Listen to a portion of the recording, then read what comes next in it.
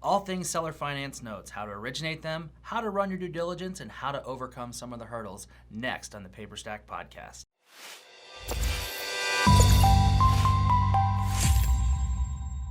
Hello and welcome to another episode of the Paper Stack Podcast. I'm Brett Berkey with Rick Allen here. Today we're going to talk about something different, new. Yes. We haven't covered it. So something that, it seemed to get a lot of these on Paper Stack for sure, the seller finance notes. Yeah, and right now it's crazy. Like, there's this weird sort of climate where there's this huge appetite for performing assets, passive income. The banks are not really lending on. Yeah, really, it's you want to say anything under $100,000, it's kind of tough for a loan. And then there's these seller finance loans. So we're buying seller finance loans when we can get our hands on them. I know a lot of people on Paper Stack are buying them. We've even had some people, kind of ask about owner finance. How do you work them? Are there certain documents you need? How do you originate them? And we're going to talk a little bit today about the seller finance world, a little bit about Dodd-Frank, a little bit about some of the hiccups that'll pop up, and because unlike traditional financing, right, Rick? This is not written by a bank. This is written by Joe to his neighbor. The guy turned around and said, "Let me write this on your back." Just kind of signed the deal, pretty much. Exactly, and so we want to go into a little bit about running due diligence on them, how to buy them, what to look for, and then when you go to originate them, giving you some, sort of feedback there. We'll caveat this whole entire podcast with saying that I am not an attorney and neither is Brett, nor are we accountants, so please seek professional legal help with all your legal questions as it pertains to this. I'm just going to give you my experience and some of the stuff that we see occurring on Paper Stack. We'll kind of jump in with something on a deal that we're doing right now. And then we'll kind of back out. But one of the things, we're in the process of buying an owner finance loan. And one of the common things you're going to see is that when you're dealing with the seller and you're asking for the payment history, it's nothing like you're going to get from a bank. No, explain why. Most of the time when you talk to a bank, they've got programs. Maybe it's the mortgage office. Maybe they've got their own sort of proprietary system. But you ask for payment history, they're going to give you a PDF printout or an Excel download of the payment history. They keep very detailed records. That's not the case when you're dealing with some of these sellers. Most of these sellers, it's not uncommon to get copies of bank statements with everything crossed out except one item that's a deposit. And usually that deposit will be the total of the principal and interest payment. Yeah. Or you'll get 36 copies of checks that they've received. Or you'll get an amortization schedule with little tick marks as the people make payments. And so we bought one and we're reselling it, and one of the issues that the person we're selling it to had is they're like, look, I'm looking for the payment history is kind of sketchy. And it is. I mean, that's something that can be challenged. And so I put a question into the Notes and Bolts Facebook group by Chris and Gail. And I said, hey, I'm looking for an estoppel affidavit to have a borrower sign that verifies the principal balance of the seller finance loan they're purchasing. Does anybody have a templated version? A lot of people responded. Some people asked, why do you even need that? Wouldn't the HUD one just suffice? And no, and then Bob Repass at Colonial Funding and Notes Direct said, I have one, so he's let me use theirs. Gave it to us. Yeah, like I said, friendly. I love Bob, love that group. But then Ryan Cooper said, hey, Rick, this is a great question. It's a good topic. Do we always require a borrower to complete one on every note we buy? Or is this something new that we're requiring? Well, it is something new because we haven't bought too many owner finance loans. When there's professionally serviced, we typically don't require this. Well, we've never required it, so no, we don't require it on professionally serviced loans because that's all we've really purchased in the past. We're turning over a new leaf now. and he just wants to hear more about it. Are we going to record it and stuff like that? So the reason we're doing this is an estoppel basically says, an estoppel affidavit, or how we're using it, is basically saying that the borrower is verifying that the figures that I'm giving them are true. So on this estoppel affidavit, we are putting in there, look, the note was originated on this date, it's in this county, this is the address, this is the original balance, here's the current balance, here's your principal and interest payment, and these are how many payments you have left. Who do you give that to? Is that to I give it to the borrower. So this is so this once you have the loan. Yep. So how would that work then? So you always have to be the seller to be given the so. No. So fortunately on this one, we developed, when we're buying this loan, we developed a really good relationship with the person that we purchased the loan from. Yeah. And so we're leaning on them to do all the heavy lifting, because most of the time we're buying seller finance stuff, we're buying it directly from the person that originated it. Yeah. And most of the time they have a really good relationship, or moderately good relationship, with their borrowers. Oftentimes it's family members, or it's, in this case, this one had been seasoned for 8 years. So this was a really good one, 810 credit score. Wow. Huge, great credit score. What's that look like? $70,000 in equity in the property. They had made payments on the first every single time. So obviously a good borrower. Wow. This was a great one. So now, with that, I'm just playing devil's advocate. At this point, what would happen if, say, the borrower with 810 credit score, he's probably financial savvy a little bit, Mm-hmm. Understands what he's doing, paying on the first, everything like that. Wouldn't he has he been able to keep track of? Unlike me, I get a bank statement or right. It's as much for their protection as it is for ours, right? Yeah. Mm-hmm. For them, we're saying, look, this is your numbers. We just want to make sure everything is accurate. Mm-hmm. And it really helps if you can do this prior to buying it, because the seller of the loan is motivated. Fortunately, like I said, we have a really good relationship. We're post-closing on this, and he's helping us with it. Mm-hmm. So he's able to go reach out to them, get stuff taken care of, have the proper stuff signed, notarized, everything like that. But yeah, ideally you would do that up front. But like I said, it's for their protection as much as ours. And you can write these up and say, look, here's what we have it as. If we don't hear back from you, we're going to go ahead and say that this is what it is. You can send them a letter and say, look. They don't have to sign anything? We have them sign it. We ask them to sign it. Mm-hmm. And so we need you guys to verify and sign and send us back. We're going one step further and having it notarized. Smart. Yeah. So the notary block is, that's just the extra stamp. So what will happen is, if for some reason, highly unlikely, but if for some reason this borrower did stop making payments into the future, we have something that says, look, as of this date, you are verifying that all the stuff that happened prior to now was accurate. Yeah. So everything up through September, 9th, Yeah. was accurate. So And then from there, we'll have it with professional servicer, and I know their records are going to be tight. Yeah. Interesting. Yeah. So if in Texas, would you add a certification of authenticity? I would add a certification of authenticity if I'm having it digitally notarized. Oh, okay. If I'm not having it digitally notarized, if I'm having a wet ink, no, I would not. Oh, interesting. Okay. So that was a good question from Ryan, but it opens up the whole, how do you run due diligence on on owner finance stuff? Yeah, being that it's not the same type of play, because it seems that now even more important is understanding what's the note in the mortgage look like. You right? Yeah, that's huge. It's always important, but it's always important. But this is the pay history. if it's an owner finance loan, there's certain things that you can expect to not be there. If you're lucky, it's there. For instance, like, did you run credit? Did you have them fill out a loan application? Stuff along those lines. Those are things that make paper look and smell like institutional paper.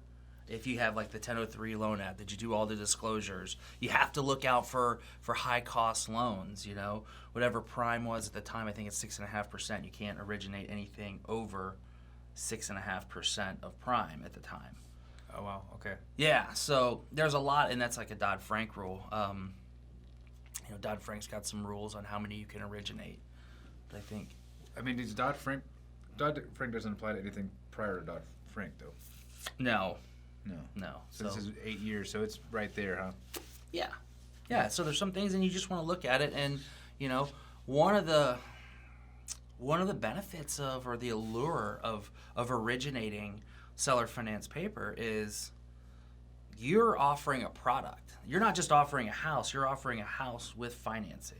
Mm-hmm. So, there's a lot of times where there's folks that are unbankable. They just can't get loans from the bank for one reason or another. Mm-hmm. Somebody with an 810 credit score should reasonably be able to walk up and get financing from any bank. But a lot of times they're like, look, I'd rather not deal with it. I know we did purchase some seller finance paper from somebody, and the guy, his credit wasn't the best, but he made like $350,000 a year, and he was buying a $40,000 house. And so for them, they're like, you know what? If somebody will own or finance this to me, I don't care. I'll pay 10% because I'm going to pay it down quicker. And so that guy was like, look, I'll just originate it. Let's go. Wait a second. He makes $300,000 a year and bought a $40,000 house? Yeah, I think he was buying it either as an investment or for a kid or something like that. Okay, that makes more sense. Yeah, it wasn't to live in. Work that hard to make. No, he owned a masonry company. We didn't realize this when we bought the loan. We kind of looked at it and said, the numbers were good enough. We're like, it's good. But we started digging into it after we bought it, and I was like, oh man, this guy makes a pile of money. The numbers worked out, and the pay history was strong up to that point. So I was like, that's good enough. Yeah. Masonry, huh? Yeah. Oh man, construction industry. That industry didn't shut down. Anyways, so some of the things you want to look for: do they have a loan application? If not, a loan app. Do they have all the disclosures? Is there a HUD-1 statement? Mm-hmm. A closing statement? Was there insurance put on the property? Title insurance. Yeah. Because a lot of times you'll find these things, they don't have title insurance. Some of them have it, but maybe they don't have a lender's policy. So you want to look for all those things when you're looking at owner finance paper. Let me ask you a question to follow up right there, because this is a question I do get often, or not often, but it comes up every so often. Mm-hmm. Title policies and lender policies transfer with the assignment, right? They do. Okay. Most of them do. How would you know if one didn't? You look on there, and they should have language. It's successors and or assigns. It's successors and or assigns. ISOA or something like that. So that's on the actual title insurance policy, or is that somewhere in the assignment of mortgage? No, it won't be on the assignment of mortgage. You'll see that on the actual policy. Okay. So if you're doing due diligence, should you always ask for the? Yeah, you should, obviously, whenever, just like you're doing an institutional paper, you should ask for everything. Ask for, the origination docs. You should ask for the copy of the note, the mortgage. Would that be a part of the origination docs? No, the origination docs are the loan application. Yeah. All the disclosures up front. Mm-hmm. Stuff like that. Stuff that you would do prior to the mortgage and the note, or post. That's post. That's during closing or post closing. So that's basically like those are the closing docs. Yeah, and the purchase sale agreement would be kind of like the origination type stuff. Yeah, that'd fall in there, and that's always good to have. You don't have to have that, but it's good to definitely have that. So when would the title was insured and the policy for that? Those are closing docs. Those get originated at closing, because usually the way it works is those will be valid from the date of closing backwards. Interesting. Not forwards. So title insurance says, okay, we're ensuring that title is clean up to this date, and that's usually on closing. Unlike, homeowners insurance, or hazard insurance, which is from this day forward, as long as your policy is intact. Interesting. Huh. So if somebody was originating notes and putting them on paper stack, that would be something that you would definitely ask for. If they're originating notes? Yeah. So if you're originating notes, I would say 1,000%, you need to go find an RMLO. And they would do that. And they're going to make sure, we use Russ, call the underwriter, Russ O'Donnell. That's who we use. Mm-hmm. And he does all of our stuff in the states that he can. And they do the whole 9 yards. They get the loan app. They can do the qualifications, make sure that it's not a loan that's going to mess up their DTI, their debt to income ratio. stuff along those lines. So we always use them. They have everything. They'll make you Dodd-Frank compliant. Oh, wow. Yeah, that's be Dodd-Frank compliant. I think that's on the front of his website. Nice. Can Good. Can you originate notes and not be Dodd-Frank right now and still get away with it? Or is it? I wouldn't recommend it. Yeah. You can do anything, I guess, but it's probably not the smartest thing. You can speed until you get caught. Yeah. You know what I mean? Yeah. Oh, it would probably be in big trouble there. Yeah, it's too easy. It's too slow of a cost to not make him Dodd-Frank compliant. And honestly, it's better for you to make him Dodd-Frank compliant and make him look, smell, and taste like institutional paper. So when you go to resell it, yeah, you got somebody on the back end who wants to buy it, and they go, well, I need to see this. I need to see that. And if you've done everything and you've, we got into it. We were with Note School, and Eddie Speed would always say, you can't unbake a cake. You got to bake it right the first time. And I love him. He's got the best sayings. The best sayings. But he's right. Like, I mean, that guy's done, I can't tell you, 30,000 seller finance notes. He's been in it for years and years and years. And he said, look, you got to do it right up front because it's going to cost you more money on the back end. If you screw it up. Yeah, it'll cost you more money to either A, go back and fix it, or B, it'll be a bigger discount when you turn around and sell it to somebody. Oh, wow, because that's what they would, hey, discount that because of that. Yeah, and there's a lot of other things you can do when you're owner financing something. You can write a first and a second. Yeah. So that way you can sell the first position mortgage. Have the carry back one. Yeah, and then you can keep the second one as mailbox money. That's what we used to have that bank on the site that used to do that. What was that called? Genoa Fund. Genoa Fund, yes. Well, they just originated seconds. They didn't originate firsts. Oh, I thought it was an 80-20. You sure? I think so. I think they just originated second position, like carries or stuff like that. But yeah, no, that was I've heard of that play a number of different times, and that it works. Yeah, it works. It's good. You can stock your portfolio that way. With a bunch of seconds. Yeah, you can stuff that's going to be paying you. Mm-hmm. So if you can buy something for cheap enough and originate a first and a second, and it's a good thing, you can keep it. So as the borrower, and just buying the borrower, why would I want to pay a first and a second if I can pay the total in one? Is there any benefit to me? Not really. I mean, you can do either one. You can pay a first or a second, but because now you got two loans. You do have two loans, but it's the same payment usually, and so it's most of the time. Yeah, you should have insurance on both. Yeah. So is that double the insurance? Yeah, but they'll write it for both policies, so you should be good. Well, the issue, it's not really if the borrower wants to do it; it's whether you tell them they're going to do it or not, because they're coming to you and. Oh, this is how we had to write it up. Yes, this is how it has to be. Take it or leave it. And right now, there's so many people who have. Oh my gosh, there's people out there with 10, 20, 30% down on $100,000 mortgages. They got 20, 30 grand. They're like, I have 30,000 to buy this if you'll owner finance it to me, because the banks won't give me money right now. I do have this money. I can verify where it came from, but the banks just aren't loaning. So wow. Huge opportunity. So like I said, there's this crazy environment right now where investors want passive income, banks are not lending, and you can sell stuff. You can even sell it at a little bit of a premium. If you're selling it for 105 or 110% and they're putting down 30%, there's an equity position there. Yeah. Yeah. So I like that. It's good. It's a great opportunity right now. So originating those, how are you doing that? Are you finding those on you find those would probably come from a house that you took back as an REO. We're doing that, yeah. So, and most of the time, the secret is, the secret, little formula is to keep it to where they're going to be all in on their principal and interest, taxes and insurance. Keep it underneath what rent's going to be. If you could do that, and then you're like, look, it makes more sense to own than to rent. Yeah. Do that, and I don't recommend turning houses over to people that are complete train wrecks. You know what I mean? And you get away from, you protect yourself by requiring a 20% down, I think, personally. Because, I've seen people originate mortgages or loans on $80,000 houses with $500 down. And I'm like, what? I mean, people are buying that sight unseen. Yeah.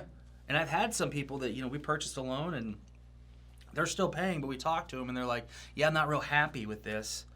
I bought this loan or bought this house with this owner finance mortgage. I did it sight unseen because it was such a good deal. I mean, buyer beware, shame on the buyer, but also it's like, well, if, instead of on an $80,000 loan instead of $500, if I'm requiring $8,000 to $16,000 down, you're gonna get that burn. Guess what people are gonna do? They're gonna go look at it. Oh yeah. People are gonna, you like to have more money out there from the borrower because you want them to have skin in the game.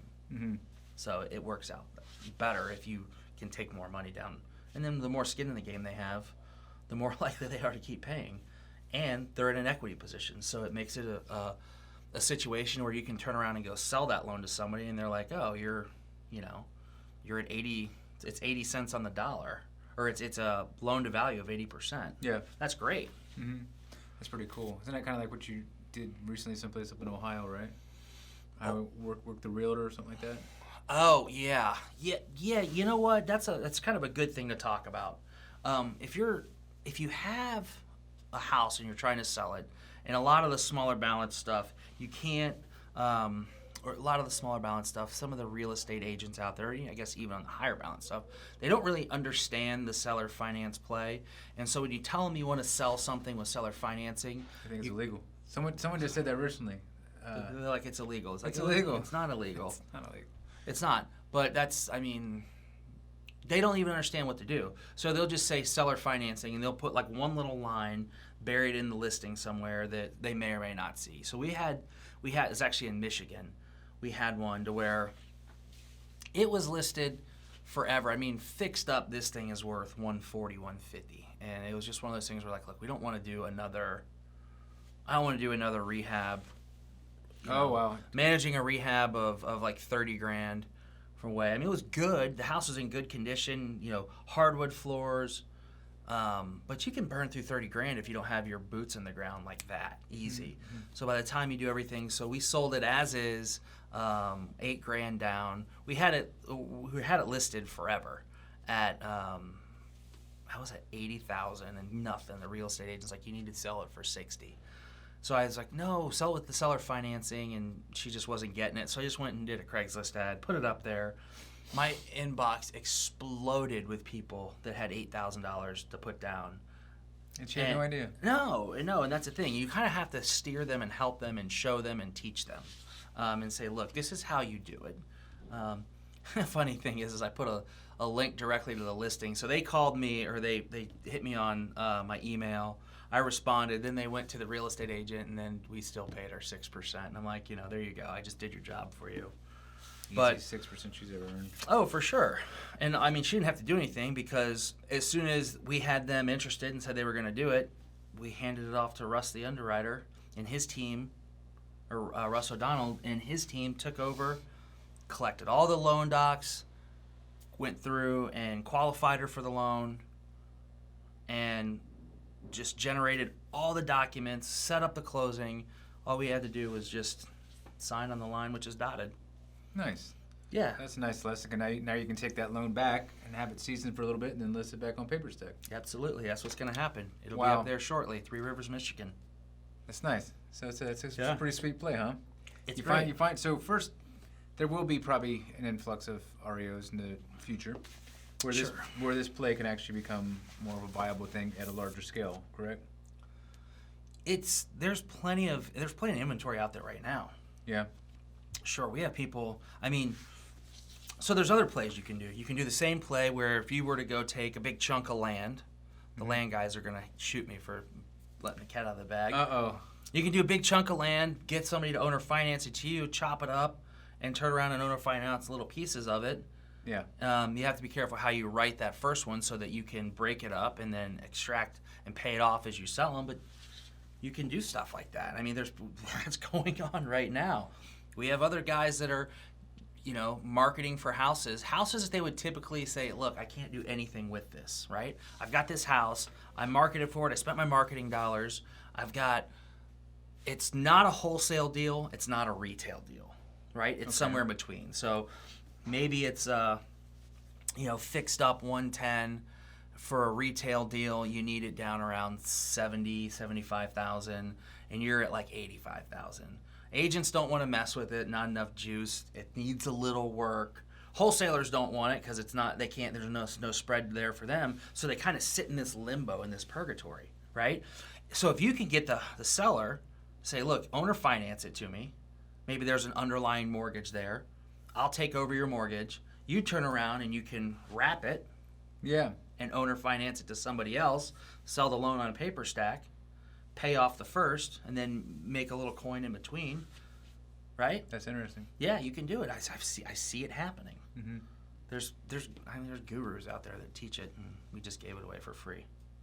Well, I'm sure there's a lot more to it than that. Of course, there's always more to it. Devil's in the details, right? Yeah, but there is actually a really good course on.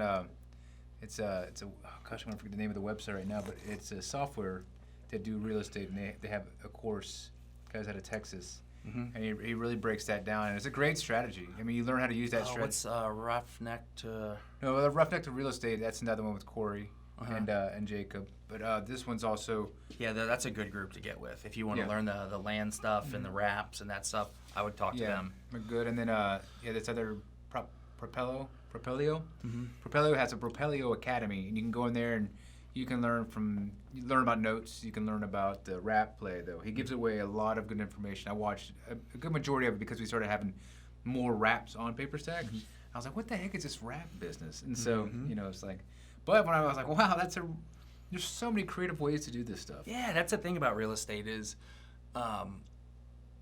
real estate notes. You can do so many different things with it. So many different exit strategies. And that's one where I love that wrap play with it, combined with the owner financing stuff, because you can really take something that's got no value to most people, put a lot of value on it.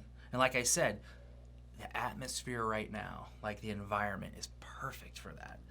It's just perfect for it because you've got these middle of the road properties that have not enough value in there for somebody to where you can create the wrap and just blow it out of the water. Again, you can blow it out of the water, but go get devil's in the details. You got to get education on it. Yeah, that's different than the whole wholesale lease options, right? That's a totally different model. Yeah, it's a totally different thing. Yeah, I got the Joe McCall book and I went through it and I was still confused. It's like, all right, either I'm stupid or I'm stupid. Just put it down. I didn't get it. I kind of got it, and I was like, well, who's going to do that? I can explain it to you later. Yeah, I know. Who's going to walk away? But, so I think we're right about 30 minutes, but the whole goal with this is to give you some ideas of how to work seller finance deals on the origination side, turning the notes and putting them on paper stack, being able what to look for when you're buying them. I think we've covered all the bases. Mm-hmm. Is there anything we should lead them to, like maybe something to give away or something like where it's, hey, this is some of the things, maybe a list? I mean, I think we just gave them a bunch of stuff. Maybe we'll find a list if we find one or something I can put out and give you. We'll put it down in the description. But otherwise, there's a lot of good information there. I'm sure it's going to open up. It's really just get you started. Start with Dr. Google and then figure out who you want to go talk to and who you want to get education from, and ask any questions you have. I'm happy to answer them. Like I said, not a lawyer, not an accountant, but I can tell you my experience. Been buying distressed assets for 16 years, 17 years, a long time. And a lot of times too, if you're on paper stack, you'll look at those states and the description. They usually like to lead with that because that's a sexy term. Like, ooh, wow, seller financed. So because it's fresh paper. It's not like they got it from the waterfall and it's already been picked over, so this is all it's nice. I like seller finance stuff for the most part because it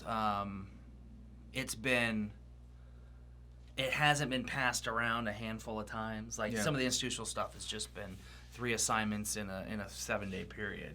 This stuff, the stuff that we're getting right now that we're buying and reselling, it's we're buying really directly from the originators, and it's some stuff that's been originated for 7 years or 4 years or 3 years.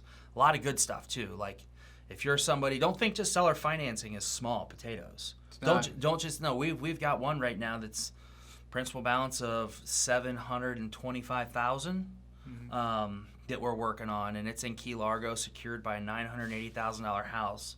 We hope to be selling. It's got a balloon in 48 months. So, wow. Yeah, it's just there's some really good opportunity out there if you can capture it and find it. You know, always looking for pools of buyers that want to buy seller finance stuff too. Yeah, the seller finance. I have one last thing to add to that. I guess it was the fact of, they're on there. They haven't been picked over, but there's something else. I totally forgot what it was. I guess it's not important. No, he said that it's been originated clean. Look for I look for big down payments. I'm like, look, I want to see skin in the game. Mm-hmm. Skin in the game or a lot of seasoning. One of those two will work.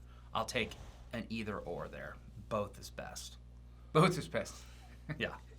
Yeah. All right. Well, cool. This is episode 14, I think, of the Paper Stack podcast. I don't know. Hope you guys liked it, and check us out on Ask Paper Stack and the Paper Stack update that Mike's doing. Yeah, and if you're looking for notes, you know where to find them. They're on the site. Just search them. If any feature requests, please let us know. We're always looking to add more stuff. We're currently working on the listings area, so you will now be able to do.